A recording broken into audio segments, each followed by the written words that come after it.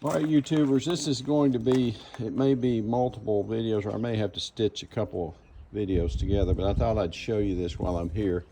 This is for anybody that owns a 99 through 07, I guess, Chevy Silverado.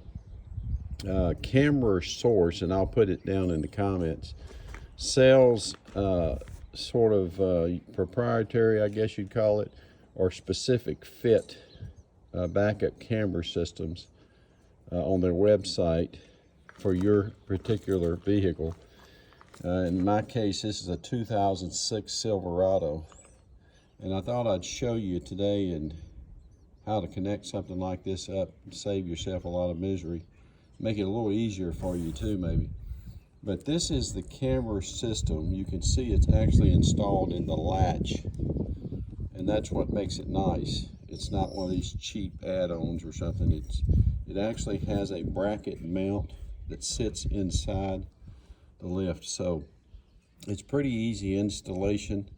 All you're doing is pretty much removing your outer bezel here, I guess you'd call it, and you're lifting this a little enough to insert the camera. You're replacing your standard bolt with a new bolt that's a little bit longer. It actually threads from the back and then threads this into place and tightens down. That's what holds your camera. Then your loom wire, you fish it down here. In my case, I've already got cuts, so that wasn't an issue. You can see actually it's coming down here between the tailgate and the bumper.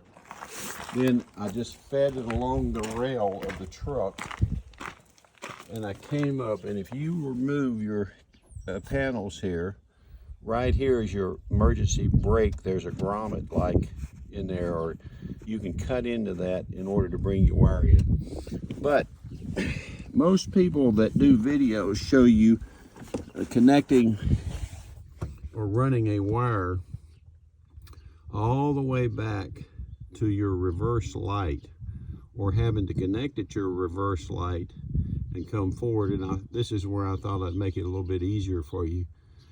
In this case, all I did was take a multimeter and come over here to the power module in the Chevy Silverado, and I had to basically probe to find out which one of these wires would power only in reverse mode. And then I knew I was in the reverse light position, and so I began probing, and I located it. It's actually in this right side top section.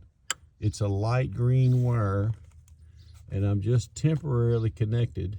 I'm going to solder these and all and make them nice connection. I'm going to put an inline fuse too, I'm sure, in. But that right top section, that green wire, is your reverse lamp wire.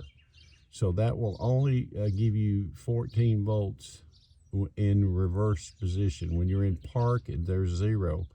But when you put it in reverse, it'll feed it. That's how I knew that I had located it. Now, if you're doing like me, an installation of a Pioneer AVH 270 BT, I believe it's called, but this would apply to all Pioneers. They additionally require you, and let me just show you, they require you to feed a source. They require you to feed a source of power using this violet wire coming out of the back of the radio.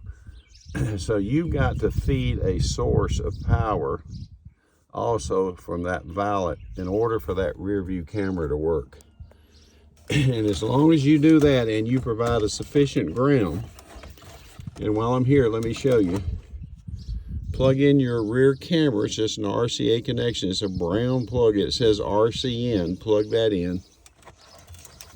As long as you do that, and in GM vehicles, I'm pretty sure you have to start the vehicle.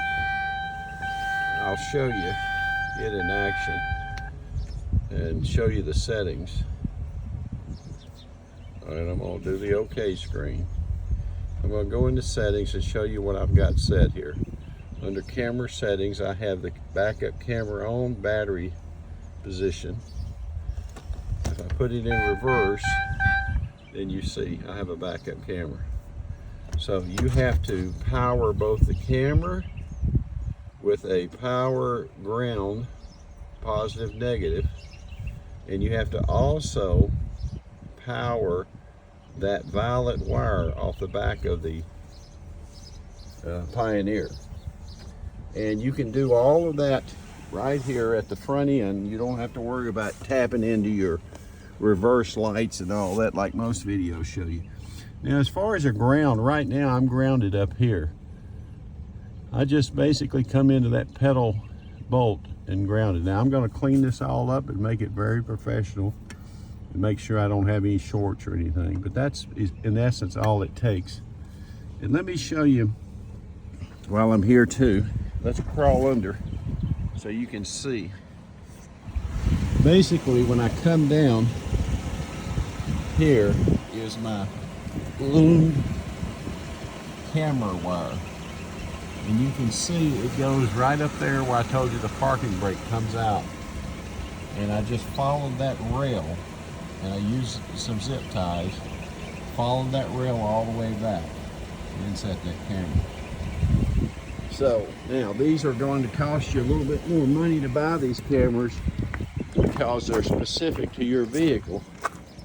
I know there's some cheap versions that are sold on Amazon and eBay that have a camera in this bezel, but they're not very good reviews, primarily because there's not a good fit.